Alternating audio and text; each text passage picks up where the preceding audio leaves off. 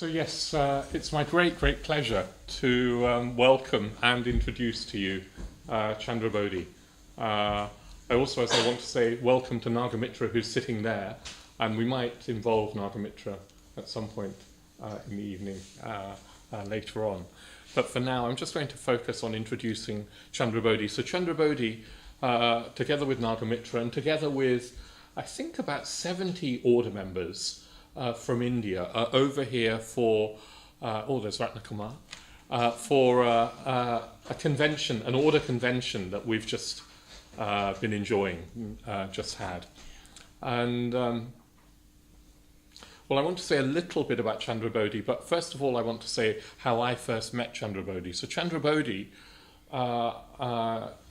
was one of the team members on my ordination retreat, or at least the retreat that I went on straight after my ordination. It was a 4-month retreat in a mountain valley in Spain, and Chandrabodhi flew over from India to be part of the team to help run that retreat.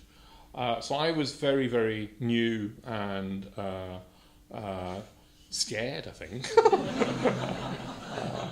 This is going back about 17 years or something. I'd never done a 4-month retreat, and I'd not lived in a mountain valley in Spain for that long. Chandrabodhi was part of the team, and immediately befriended me.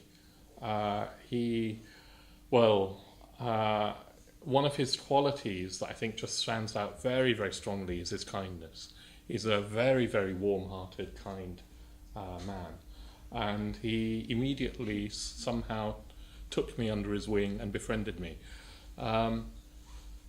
Actually, the environment was very, very new for him, perhaps even more so than it was for me, being on an English-speaking retreat in Spain for 4 months. But he was, he was just particularly kind in looking out for all of us, actually.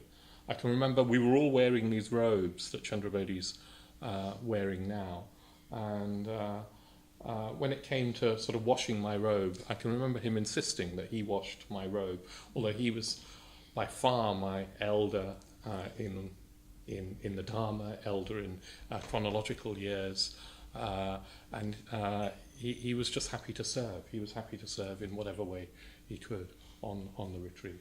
Chandrabodhi's been ordained an enormous length of time for anybody, but for our order. He was ordained in 1979, so that's 37 years ago, nearly 4 decades ago. He was one of the first order members to be ordained in India. He was ordained by Bhante Sangharakshita. He said he was. We were chatting earlier today, and he said that he became a mitra in March of 1979, and was ordained 3 months later in June, I guess.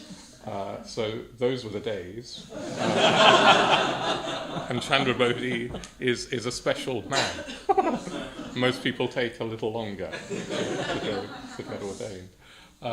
Chandrabodhi's name, it's a very, very beautiful name. It's Chandra is the full moon, and Bodhi is enlightenment. It's the full moon of enlightenment. And I'll just be talking to him about his life and, about the Dharma. So let's give Chandrabodhi a very, very warm hand.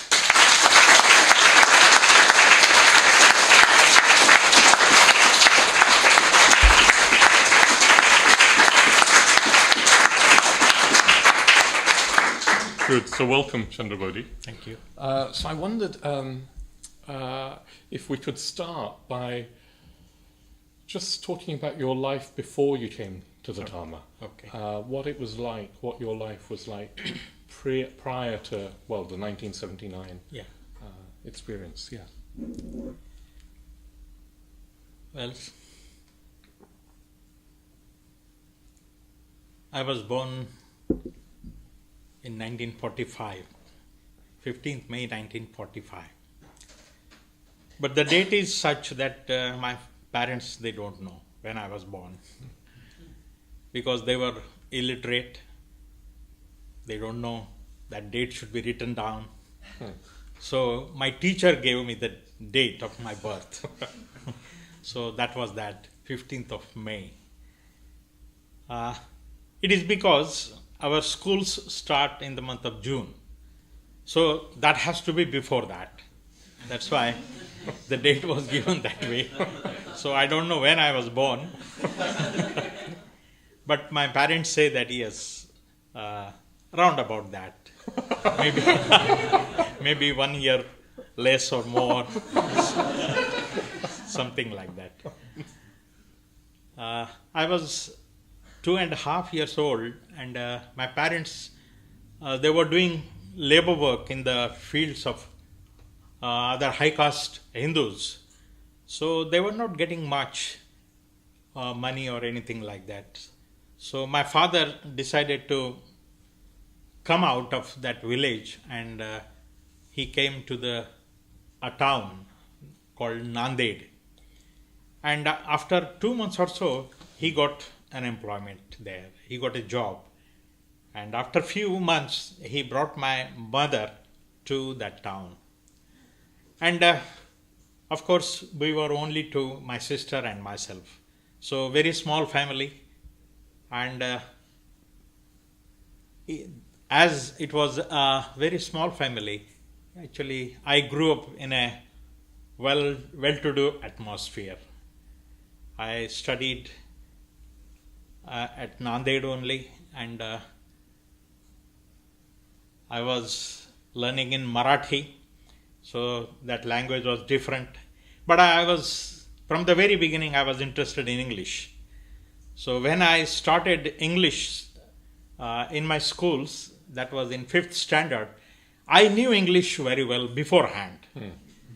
So my teachers, when I wrote down all the ABCD and all those things, I said, "Oh, you know each and everything." I said, "Yes, I was interested in English, so I know all the things, writings and other things." So I became a graduate in 1966. But as you know, I mean, in India, it was very difficult to stay alone, right? That means without getting married. And my mother especially, she wanted me to get married at the age of 16, just finishing my matriculation. But my father said, no, let him study for a few years. So that way, until my graduation, my mother kept quiet. But after that, she started murmuring.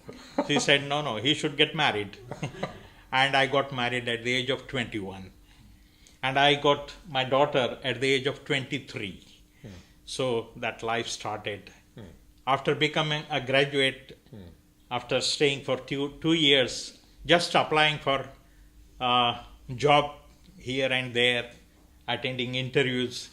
So I got a job as a research assistant in the central government department.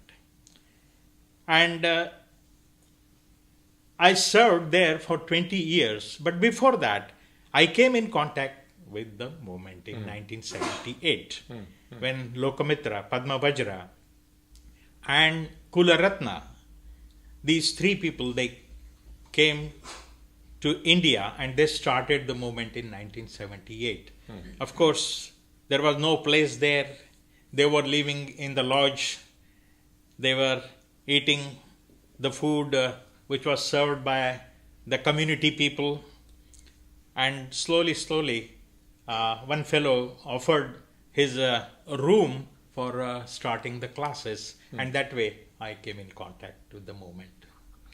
So in a way, you had quite a established life. You had a career. Yeah. You had a wife and a daughter. Yeah.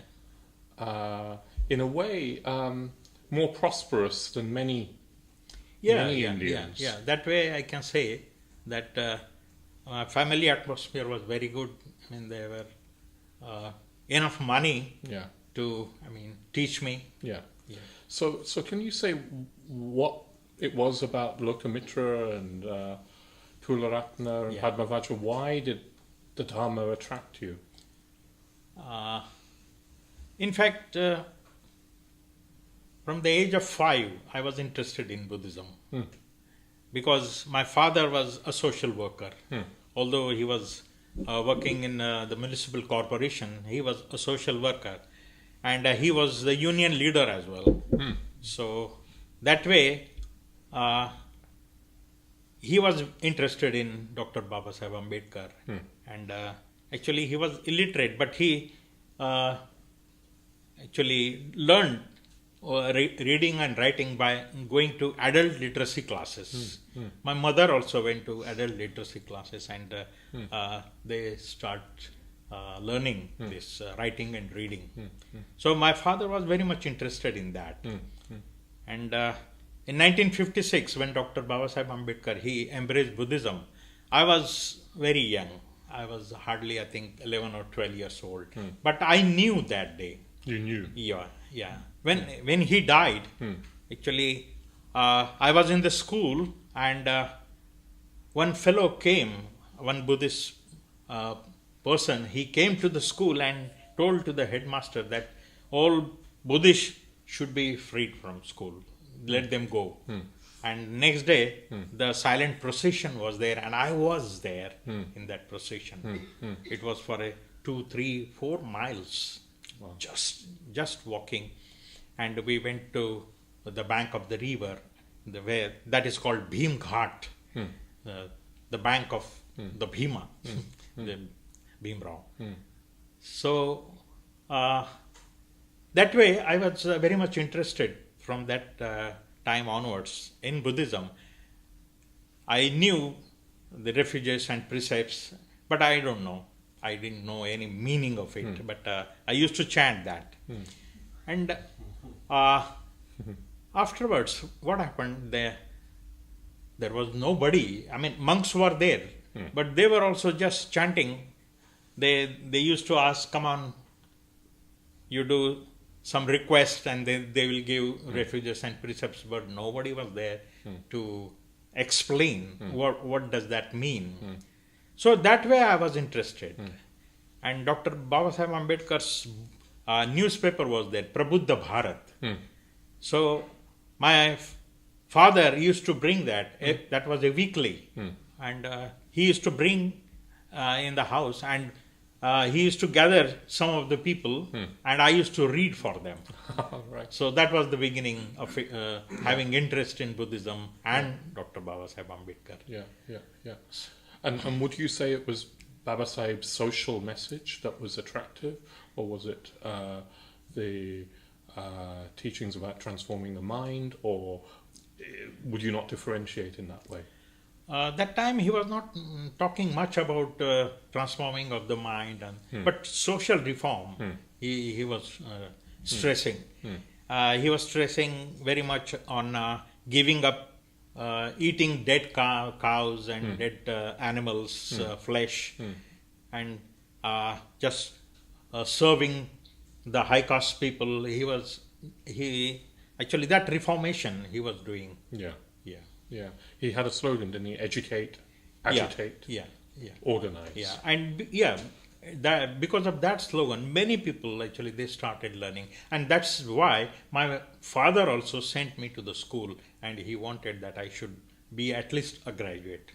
So it was that direct influence of Babasaheb that led you to have an education in a sense. At all. And then 1978, you come across Triratna. So you're already interested in Buddhism. Although you don't really know very much about it. How old were you in 78? So you ought to be maybe about 33. 33. Yeah. 33. And can you say something of what happened when you met with Lokamitra? And yes. In fact, Lokamitra came 2 months before when I met him. Before that, he was there in Pune, and he was giving a series of talks. Every week, one talk. I should say that Lokamitra, for those of you who don't know, is an English order member who went out to India. I think initially he went to in 77 he went 77 to learn yoga. yoga with Iyengar. And Sangharakshita, when he was going, said to him, "Oh yes, look, he's got contacts and friends in India, so maybe just look them up when he goes." Yeah. And of course, one thing leads to another, and Lokamitra never came back. Actually. And he became, in a way, one of the founding members of our movement in India. In fact, Lokamitra came in 1977, Yeah. and he happened to pass by Nagpur. Yeah. And that time this conversion anniversary was there, 21st anniversary Right. of Yeah. Ambedkar's conversion. Yeah. And he happened to be on the stage, and he saw lakhs of people, Yeah. millions of people, and he was so fascinated by that. And Yeah. when he came back to England, he actually talked to Bhante, and he said he wants to go to India. Right. Yeah. So it was inspired by seeing the response of people to Response to of the Baba people, Sai. So so you came to the movement in 78. Yeah. In just a room where Lokamitra was teaching meditation. Yeah. This is also a story, actually. Yeah. In fact, first I attended one of his talks, and I was very much attracted towards that. And there I came to know that some classes are going on, and that was on Sunday. I used to live 15 miles away from Pune, but every Sunday I used to come down there to Pune. The classes started just like Bhante started in London. So that was a garage of an English lady, Christian lady, and she used to go to the church, and that garage was open for us. So she'd take the car to Yes, the church. she takes the car out of her garage. and then we set up the shrine. Nobody knew how to set up the shrine. Very dirty, and Rupa would be there. Dr. Baba Sahib Ambedkar's photo would be there. We don't know anything. The candles they were put on matchbox, and the incense stick on the this banana. We just fixed incense in the banana, and that was our shrine. Yeah, let's not have too many ideas. We didn't know what is that shrine and other things. And then, so that was only in 78 that you came. Yeah. And by 79, you've become a mitra. Yeah. And then asked for ordination and got ordained. Yeah. So what happened so quickly? Mm-hmm. So in 78, Lokamitra started taking retreats. And the first retreat he took, that was just for a week. And unfortunately, I could not go on that retreat because I was not having money to go on that. 50 rupees, the charges were there for a whole week. For a whole week. Yeah. And I didn't have money. So afterwards, he came to know that actually because of money, I couldn't go on the retreat. So next retreat was in December 1978. And he sent Dharma Rakshita to my office. And he said, there is a retreat for 4 days and you have to come. I said, because my payment was there, I got the payment and I was having money. I said, how much money I have to pay? He said, don't worry about money, you come on the retreat. So I went on that retreat for the first time in December 78. And then and there, I requested to become a mitra. Wow. Yeah, I requested Lokamitra that I wanted to become a mitra. And I became very close to Lokamitra, Padma Vajra, and to some extent Kularatna, because Kularatna, he was having stomachache all the time because of food and other things. So he could not stay there for a longer time. He just stayed for 4 months and he came back. He was a doctor. He's still there. Still enduring. Yeah. And then can you say something about your ordination? So Bhante ordained you. Yeah. Ordination retreat, before my ordination, there was one first ordination in India that was on 1st of March, 79. And that time I became a Mitra, Sudarshan, myself and some others. So on that retreat, all the people were there. There were 44 people, men and women, all. And we had to carry all the pots and other things, cooking material, to the fort. There was a fort called Sinhagad. So we went there, and the retreat took place. Bhante was there that time. And what happened? Lokamitra started teaching 6-element practice on that retreat. And one fellow got angry. He said, "Have you brought us just to die here? What for you have brought?" Then Lokamitra learned something from there. Then on our second retreat, he didn't call any new person. Only few people he called on the retreats. Who were familiar. Yeah, who are familiar with that. And then we became, that ordination took place. Along with me, 8 more people got ordained. Some people might have seen Vimala Kirti, Sudarshan, and some others. They got ordained with me. So that was in 1979, 1st of June. And both the retreats, they took place on that fort. It's a very, altitude is very high. Sinhagad. Yeah, Sinhagad. So House of the Lion, or? Yeah, but it's a fort of Shivaji. Fort. King It's a Hindu Shivaji. fort. Yeah.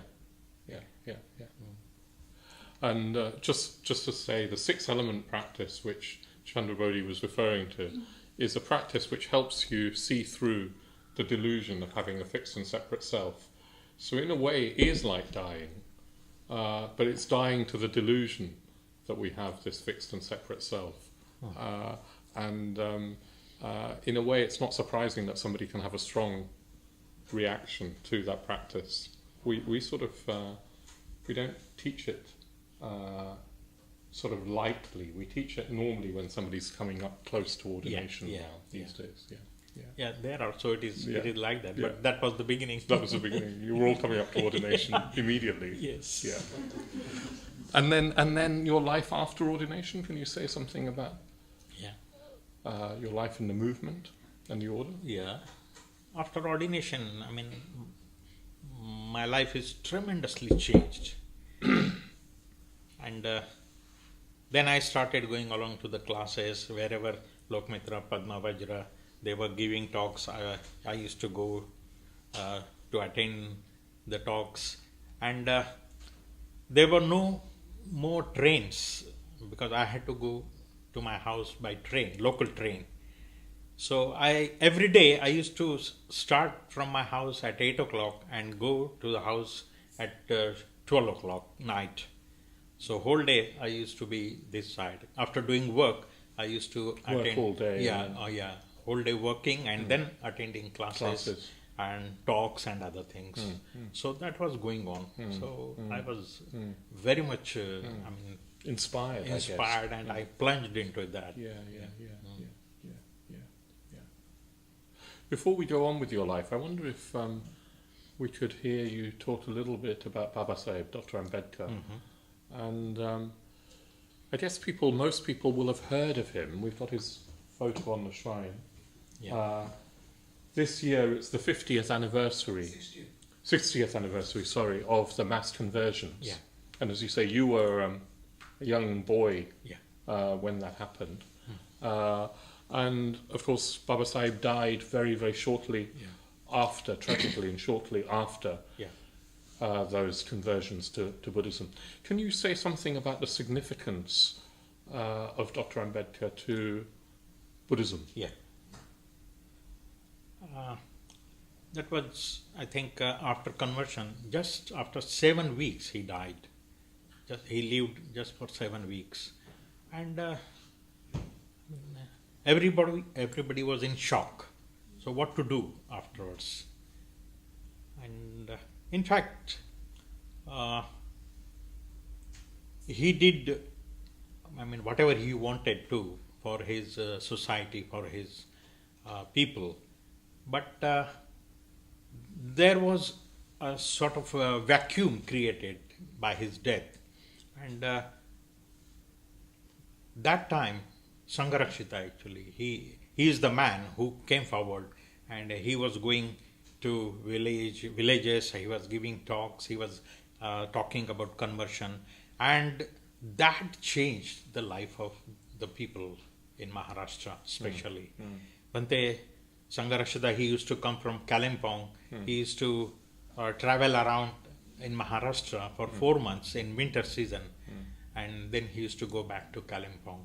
So that time, Dharma Rakshita, Dharma Lochana, Dharmaditya, Shilananda, these were the friends. They were there from 1957 onwards till 1962. They were with him. And that atmosphere actually then attracted the people. Many people, Bhante also converted maybe about 2 lakhs of people during his 5 years of tenure there. So that impact was there. So that's Sangha Bhante's impact following Dr. Ambedkar's death. Can you say more about why is Dr. Ambedkar such an important figure? Why? We were just like slaves actually. Although slavery was not there as such, but we were just like slaves. People, they used to treat us as a sort of animals. So that thing was going on. And so this is because you're outside the caste system. It is because of these 4 castes are there, but we are out of that also. Outside, Ours is a 5th caste. Yes, and below everything else. Below, downtrodden, totally downtrodden, oppressed class. Yeah. So that oppression was there, and people got fed up with that. And that was the slogan of Dr. Babasaheb Ambedkar. You leave villages and come to the towns, so that this atrocities and other things, you can get rid of that. So that slogan actually made the people to come out of villages, because a lot of atrocities were there. And they came out of that and came to towns, and they found jobs and some sort of a life they were having. And he was the leader. People used to love him very much. I remember one incident. One fellow from Satara, he wanted to take darshan of Babasaheb Ambedkar. And from Satara to Mumbai, he went by walk. Wow. He was not having far money. Is that? Oh, it may be about 600 kilometers. Wow. 600. And he, just along with the track, railway track he went. And he went just to see Dr. Ambedkar. And Dr. Ambedkar was in the meeting, and he said he went to the Rajagriha where he was living, and nobody was allowing him to go, and he was shouting, I wanted to see Babasaheb. Then Dr. Ambedkar, he heard, he said, what is going on outside? He said, somebody wants to see you. Come on, let him come. And he just touched his feet. And he said, prostrating. And he said, actually I came all the way just by walk to see you. So that was the faith people had in him. So Dr. Ambedkar would have been a great statesman, even if he hadn't converted to Buddhism. He was one of the leading figures in Nehru's government. And he was the father of the Indian Constitution. He probably led the committee that drafted the Constitution, but probably he drafted it mainly himself. So he would have been a leading reformist statesman. even if he hadn't converted to Buddhism. Yeah. So why did he convert to Buddhism? Why is Buddhism important in the social emancipation of his people? Right, right. Actually, when he in 1924, as you said, that slogan he gave, that Educate, agitate, organize. And organize. And in 1927, actually, he started a real sort of agitation, we can say. He went to that Chowdar tank and he touched the water of So that tank. That was the beginning. Legally forbidden. Legally forbidden, but the bill was passed. The bill was passed in the assembly, but nobody was allowing to touch the water. And so he wasn't, because he would pollute the water. Yeah, the Hindus believed that he would pollute the water simply by touching or drawing water. So people from the Dalit community were unable to drink water, fresh water from village wells. Yeah, I mean, dogs can go. Yeah. Yeah. Other animals can go but and touch the water, but not this Dalit people. These Dalit community. Yeah. So he went and he started that. It was a march, wasn't it? It's a march, Satyagraha. It's called Satyagraha. That was the first thing. Yeah. And of course, many people were beaten that time because rumor was spread that these people are going to spoil the god. They want to enter the temple. That rumor was spread, and that's why many people with the sticks and other things, they were beaten. Dr. Ambedkar also, pelting stone, and somebody protected him through umbrella. So, police case was lodged there, and that case went for a long time, court case. But then he found that actually this is all written in Manusmriti, their in one of the Hindu texts. Hindus' texts. So then he decided to burn it in front of all people. Burn that text. And so that's a very, very provocative thing to do. I mean, drinking the water is a provocative thing to do. Yeah. Burning a Hindu sacred text. That was very sacred for them. Yeah. And what he did, when Brahmin, his friend was there, he was with him, he was his follower, and he asked him to take that book and tear one page and burn it. Tear one page and burn it. So that was done by a Brahmin. Wow. So a Brahmin is in a way the highest of the Hindu caste, responsible for preserving the rituals of Hinduism. Yeah. So he managed to get a Brahmin to burn the Manusmriti. Yeah, Chandrabodhi, his name was. Right, yeah. But so carry on. So why Buddhism? Yeah. So then, you could reject Hinduism and you could become an atheist, you could become a communist, you could become, I don't know, anything. Yeah. In the beginning, actually, he was not, he wanted reformation in Hinduism only. Right. That, because we call ourselves Hindu, so we should be allowed to go into the temple, we should be allowed to drink water, we should allowed to fetch the water from the well. So that was the sort of reformation he wanted. Till 1935, he wanted that actually. He was not interested to change religion. But in 1935, he decided to change the religion, and because he found that since 1927 to 35, nothing is happening. People, they are not accepting these oppressed people in their religion. Of course, they are Hindus, but they are not accepting them. So finally, that in 1935, he decided that although he was born as a Hindu, he would not die as a Hindu. So that was the slogan. His famous statement that he wouldn't die as a Hindu. And then from that time onwards, he started thinking about other religions. Yes. Of course, I mean, in the very beginning, 1908, he was given Buddha's book by his teacher, a life of Buddha. That was given by his teacher to him when he passed matriculation, and when he read that, he found that actually this is what he wanted. But slowly, I mean, he wanted to reform the society, but he couldn't do that. And then finally he decided to embrace,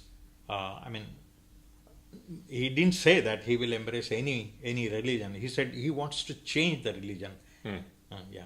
And then he studied all the religions, and in 1956 finally he decided to get rid of this Hinduism.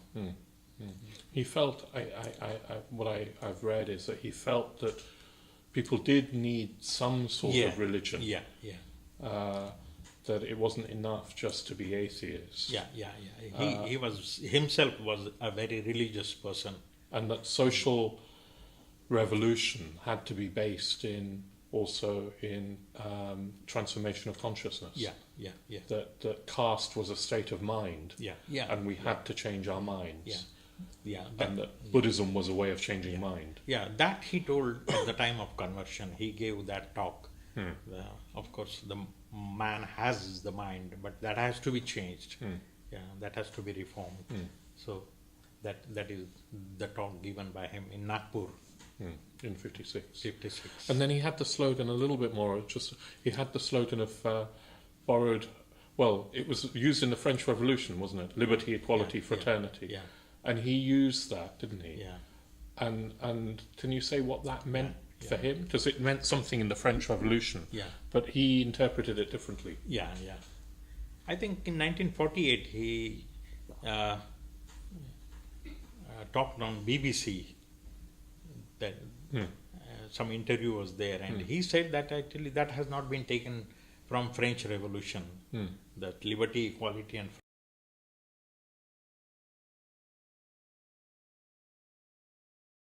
fraternity. He said he has taken from his guru, that is, he has taken from the Buddha.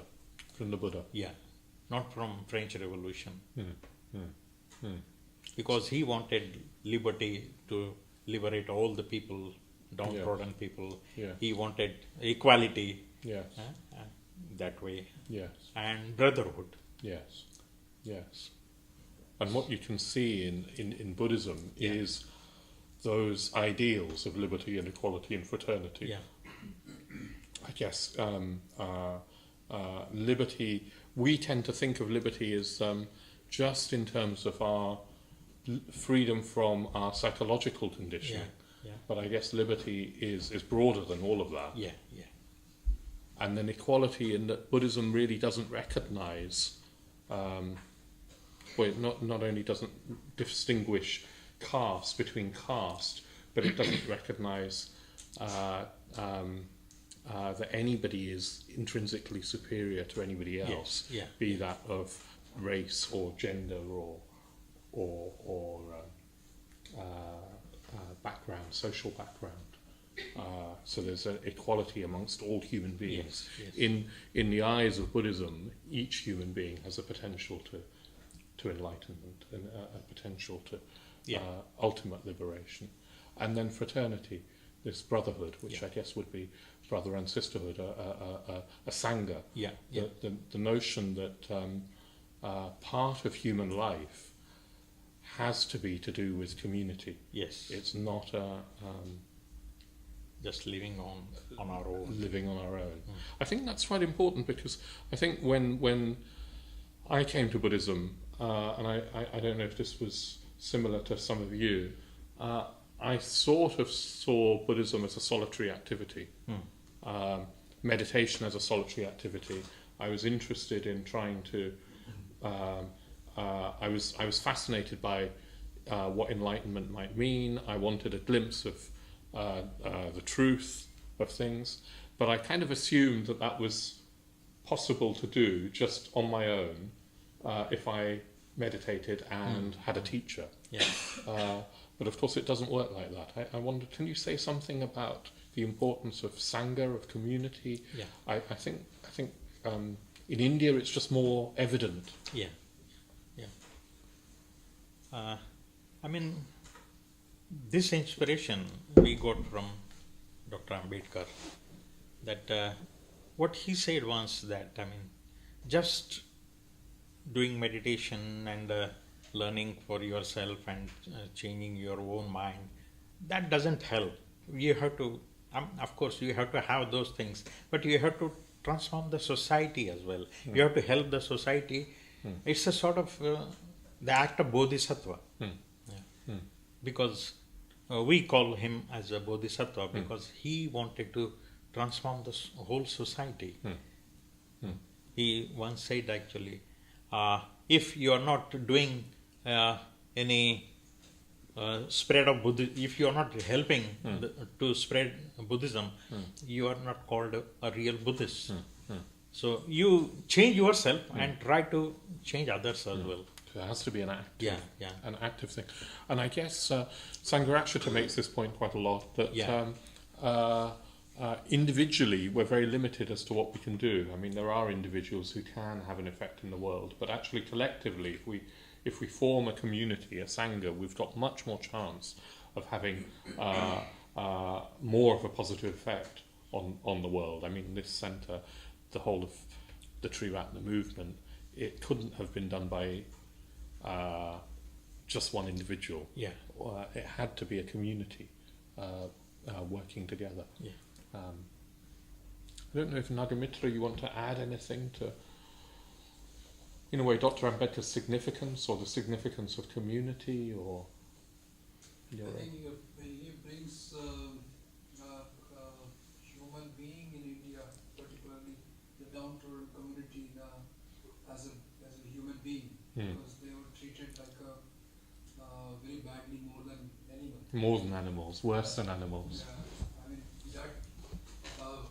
Hearing Chandrabodhi is really pleased after very long, but I could see that privilege never I got in my life. I born in a very, very poor and very difficult situation, so I seen my mother was going to fetch the water from my home, maybe 1 kilometer away, and she was going and fetching the water from the well, but she has to wait for the people, those who are fetching the water before her. If she go in that corner, she might pollute the water. So she can't help herself to the water in the well. Someone has to pour for her. So that was the condition. So she just waits until somebody has done that, has it? So that was the condition which I went through. So I could see what the relevance Dr. Ambedkar given by the education, educated and organized, that slogan. So that brings some kind of light to the people in life. So me and Triratna Kumar is here. Like Orissa is again very, very worst and poor and dominating. A terror there. As a young, you cannot walk. They can beat any time. If going to the school, they can do anything to you. They school teacher. So what are you going to do with the education? You don't need to. You have to work outside. Do some kind of very lower kind of job you can do. They were kind of dominating, not giving any inspiration as a teacher. They have to. So that sort of situation was there. Dr. Ambedkar itself was told by his teacher that what are you going to do as a Bahar community, because he come from that community. The name was given for the untouchable, sort of Mahar. So the teacher always discouraging him. And he was a brilliant student. And he was sitting outside that corner the room when teacher asked who can solve the problem on the he has written on the blackboard. And he was the student who put the hands up. When he was walking through the classroom towards the blackboard, all the students get up from their seat and they said, no, please wait. We have to take all the tiffins, means lunch boxes, away from that blackboard. In case you touch. If he will go there, his shade might His shadow might pollute their lunch boxes. So that was the, I mean, from the childhood he got that sort of challenge to change the society. I think Dr. Ambedkar brings some kind of change from animal to human being. Yeah. So you can see what is the Eightfold Path, which we study in perfect efforts. Yeah. So from 0 to what is it, D, something like that. Yeah. Lower revolution to higher revolution. Yeah. So he brings that community by his own efforts. Yeah. Yeah. So that he's the many people are not happy with that. He is the Bodhisattva. Yeah. But for the down-touchable community, he was really like that. Yeah. Yeah. Well, he liberated people from. Partly what you're saying is that his clarity that caste was a state of mind feels to me a revolutionary kind of understanding of this social structure. And I guess what you're saying is that by freeing people from the notion that they had to identify just as being downtrodden, oppressed, and in that community, you give people human dignity, and you free them from the shackles of feeling oppressed. Of course, that doesn't mean that oppression still goes on. I mean, it goes on today, doesn't it? I've been reading about Modi's government and how caste violence has been growing in India. Just recently, it's been growing. Still lot there. Yeah. I mean, they're doing all sorts of way to stop education from this community. Yeah. They're making all the way. Yeah. Yeah. Very few people are coming up to do some kind of things. Yeah. Yeah. They stop how they can be not going to do good study, and they're going to get a job. Yeah. And if they're getting a good job or they're living in a good condition, so they're making some kind of disturbance to them to go away from that society to live again in the old condition. Yeah. So you're probably aware that at the moment in India you've got sort of Hindu fundamentalist on the rise. With quite a right-wing government, Hindu nationalist government, with fundamentalism on the rise, and what has been a secular democracy for since independence is being, in a way, it's being skewed and threatened. So, I wonder if we can, Ratna Kumar. Sorry, before we move on, I don't know if you want to say something about the significance of Dr. Ambedkar for you. Yes. For me, Dr. Ambedkar's significance for Indian society and for the world is that in 1936, before that in 1935, he declared that though I was born as a Hindu, but I won't die as a Hindu. I won't die as a Hindu, So again, the following year, he gave a talk that is what way emancipation. Yes. And in the talk, he mentioned about that what is the need of the people, means the material need and the spiritual need. And he mentioned about these things, that liberty, equality, and fraternity. And this is the society which need for growth and for development. And for a equal society, religion is necessary. And he in 1950 he wrote an article in Mahavadi Journal, and at that time Bhante was editor of that journal. Yes. So in that article he mentioned about which type of religion is needed for a good society or for human being. Yes. So he mentioned four criteria for that. That is, the religion should be based on liberty, equality, and fraternity. And the center of religion should be the man and the morality. Yes. Morality. Yes. Not God. And third criteria he gave that the religion should be based on science. Or compatible with science. Compatible with science. And fourth criteria is for that the religion shouldn't promote poverty or poverty. Ennoble poverty and ennobling. Yeah. So that was his views about the religion and about democracy. He says that democracy is not merely a form of government. It is an associate living of human beings and constant behavior of human beings. Yeah. So we see that he drafted Indian constitutions and he put all these three principles all together in the Indian constitution and he defined democracy in a different way. Yeah. So that it is associated and conjoint behavior of human beings. Yeah. And he valued the brotherhood or sisterhood, that of fraternity, and it is kind of bridge between the liberty and equality. Yeah. And which is, he says, and again, it is another name of religion. Yeah. So fraternity is as important as for religion. Yeah. I think there's something really important for us in the West, what you've just said, that he's redefined democracy. Of course, India still has to maybe wake up to that and see the implications, but what we've got in our sort of Western liberal democracy is it's not based on fraternity, it's not really based on community, not anymore, maybe it used to be.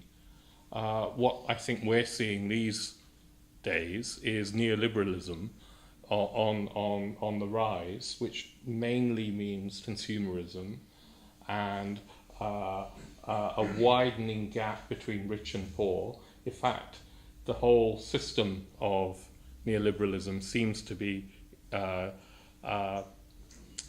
based on growing inequality, not more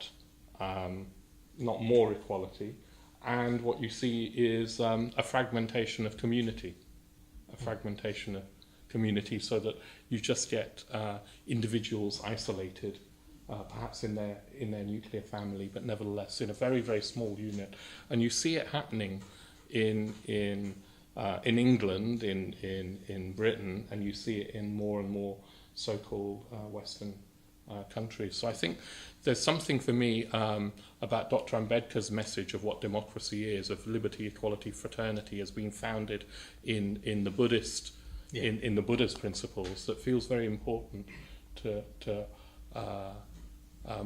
outside of India as well, to our country. Yes. And can you say these days, to go back, how many Buddhists there are in India now?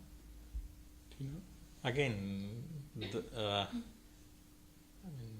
when the census goes, so the problem comes there. In the form, they write Buddhist and caste Buddhist and religion Hindu. Ah, yes, right. So that's why the census is not correct. Yeah.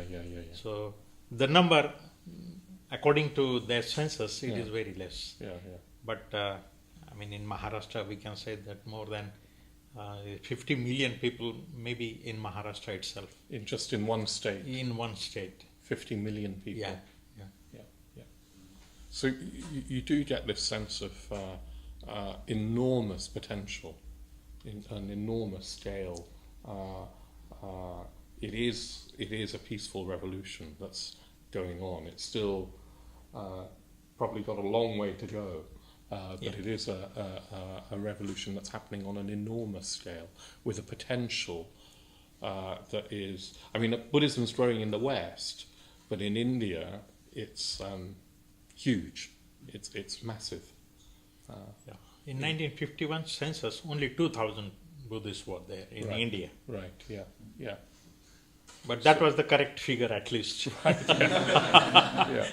But now they don't give the correct figure. Yeah. So let's come back to you and your life. Yeah. So these days, can you say a little bit about what your life is like? What do you do? You're wearing a golden kesa. Yeah. So you've recently become an anagarika. Yes. Which means, an anagarika means somebody who's celibate, so they've taken vows of chastity, of homelessness, fewness of possessions, simplicity of lifestyle. Yes, all the things. All these things. All the things a monk would. Yeah. And can you say a little bit about the sorts of things, the projects that you're involved in? Mainly, I'm the member of the ordination team. Those who have requested to become an order member. So we are leading retreats for them. So I am one of the members of that team. And second, my main motto is to develop this Ordination Retreat Center that has been set up in 2003, and we started taking retreats and other things from 2005 till to date. So every month some kind of retreat is there on that land. We have got 7 acres of land donated by the Buddhists from local village, and we have constructed there. Some construction is done, and more to be done. More to be done, yeah. So just to, I've not seen the Ordination Retreat Center, but it's near Nanded, where your hometown was, and it's a retreat center that was, well, Chandrabodhi inspired the idea. Land was donated, 7 acres of land was donated, and then Chandrabodhi's idea has been to construct a retreat center on that land for hundreds of people. Hundreds of people. And you need more funds, don't you? You need more money. I mean, one of the things that I'd like us to do today is all the money in the Dharma bowl will go to Chandrabodhi and his project. So if you want to give any more, you've probably given some already on your way in, but any money that you give this evening we'll give to Chandrabodhi and his retreat center project. I'd just like us to, even if it's just a small contribution, and maybe a lot of money is needed, I just feel, we've just developed our retreat center at Vajrasana, and it's a wonderful facility for our Sangha. It's a beautiful facility for our Sangha. I used to tell the story of there was an Indian order member when I went to India who gave some money towards the original purchase of Vajrasana, and he gave £12 over a whole year.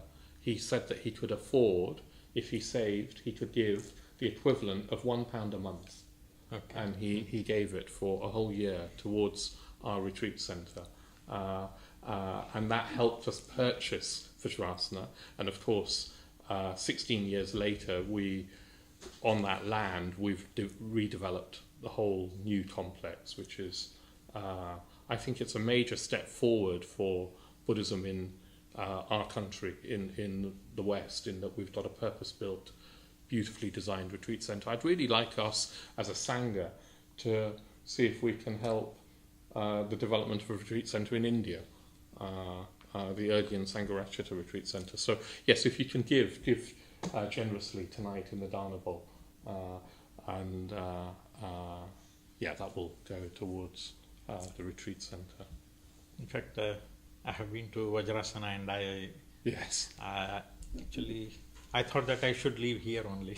not to go out. Not to go back. Yeah, you'll be very welcome to come. They might miss you in the ordination team in India. But you'll be very welcome. Such a nice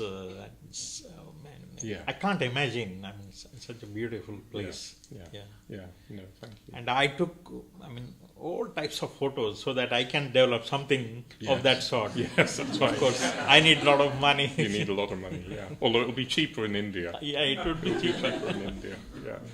Yeah. And also Chandrabodhi has he's a flautist. Tonight we haven't got time, and I don't think he's got his flute with him. But I've heard him play the flute. Actually, on a full moon night one night, and very, very beautiful. He also has a very beautiful singing voice and a chanting voice, and he's recorded a CD of Buddhist chants And are you playing the flute as well on this? Flute is not there, but Flute is online it is there. Just chanting. Yeah. So we're selling this CD. We're selling it for £3. Just £3. Just £3. So that's the price of a cup of coffee and a bit, isn't it? It's a coffee and a bit. Maybe in Brick Lane it would just be a coffee. So again, all the money will go to Chandrabodhi's project. So do just buy one of these as a memento, and maybe buy 2 as a gift for somebody who isn't here this evening. Yes, all the chantings are there. All the Buddhist chants, so you can hear them in Sanskrit and in Pali. Yeah. In Pali. Yeah. So I recommend that. In a way, I wish we had more time, Chandrabodhi. I'd like to hear more about your life and your work, but we've run out of time. Thank you. So I just want to say a very, very big thank you for coming to see us at the LBC, and you're always welcome. Come on retreat to Vajrasana. Yes. And he's going to be coming back in September, so you might see him at this class. Yeah. Chandrabodhi's doing a bit of a tour of the UK centres, and tomorrow he's on his way to Edinburgh, and in September he'll be back in London, so we might see you again. Thank you. Thank you very much. Thank you, Chandrabodhi. Good.